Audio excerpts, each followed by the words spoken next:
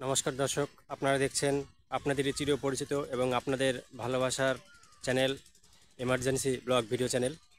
তো আজকে আমি আপনাদের সামনে কিছু বিশেষ গুরুত্বপূর্ণ কথা বলতে এসেছি।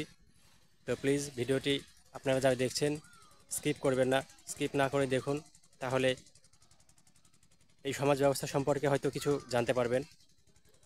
তো আমি আমার সম্পর্কেই এখানে কিছু বলার জন্য আজকে এসেছি।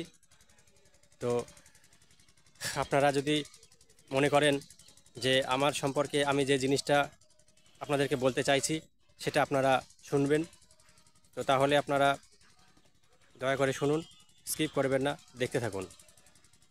তো আমার আজকে যে কথাটা আপনাদের সামনে বলতে আসা সেটা হলো যে আমি এই পশ্চিম বাংলারই একজন বেকার যুবক। বহু জায়গায় বহু চাকরির পরীক্ষা দিয়েছি এবং বর্তমানেও দিয়ে আসছি। আমারও এখনও পর্যন্ত কোনো সরকারি চাকরি হয়নি।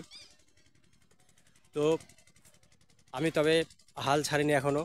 তো তোমরা যে সমস্ত বেকার দর্শক বন্ধুরা এখন আমার এই ভিডিওটি দেখছো, তাদেরকে বলবো যে তোমাদের যতদিন পর্যন্ত বয়স আছে তোমরা চালিয়ে যাও, চেষ্টা চালাও, পরীক্ষা দাও, হাল ছেড়ো না। আমিও হাল ছাড়িনি।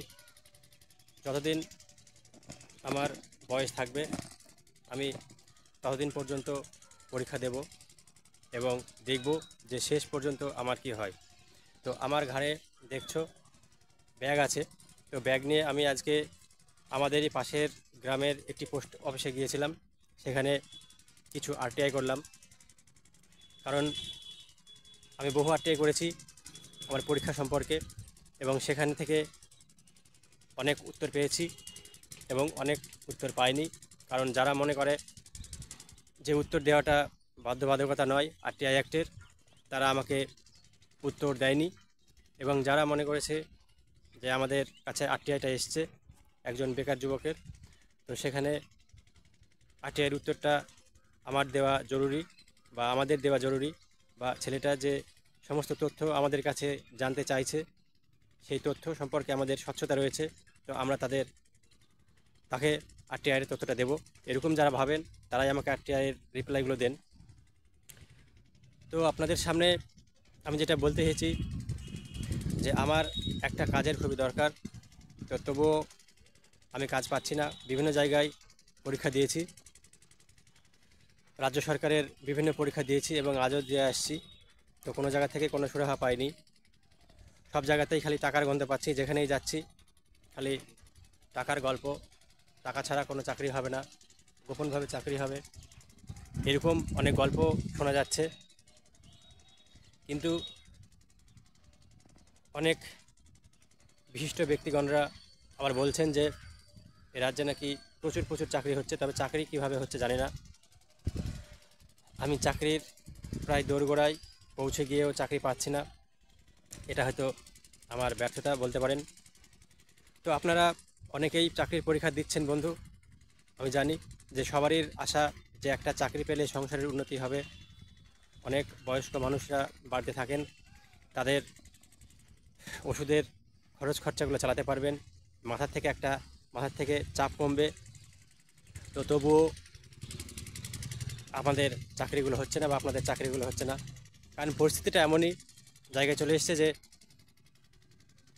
আপনি যতই ভালো পরীক্ষা দেন না কেন আপনাদেরকে কোনোভাবে না কোনোভাবে আটকানো হবে। তো বলতে বাধা নেই। আমি রাজ্য সরকারের স্বাস্থ্য ভবনে একবার লাইব্রেরির পরীক্ষা দিতে গিয়েছিলাম। সেখানে আমি যথেষ্ট ভালো পরীক্ষা দেওয়ার পরেও, যথেষ্ট ভালো ইন্টারভিউ দেওয়ার পরেও আমার চাকরিটা হয়নি। জানি না কেন আমার চাকরিটা হয়নি। তবে আরটিআই যথেষ্টভাবে উত্তর আমাকে পাঠানো হয়নি, কারণ আমার কোনো নেগেটিভ সাইড না থাকলেও আমাকে সেইগুলোই দেখানো হয়েছে। তবে আমি কোর্টে যেতে পারিনি কারণ আমার পয়সার অভাব। তো দর্শক বন্ধু, আপনারা জানেন যে কোর্টে গেলে অনেকটাই পয়সা খরচ হয়, তবে সবারই কোর্টে যাওয়ার সামর্থ্য থাকে না। তবে আর একটা কথা আপনাদের বলে রাখি, যে যেটা না বললেই নয়, আপনারা হয়তো আমাকে বিভিন্ন রাজনৈতিক দলের সঙ্গে জুড়ে দিতে পারেন। তো সেই জন্যই আমি আপনাদেরকে বলবো যে প্লিজ কোনো রাজনৈতিক দলের সঙ্গে আমাকে জড়াবেন না, কারণ লাল নীল সাদা হলুদ কালো তেরঙ্গা অনেক ধরনের রঙেরই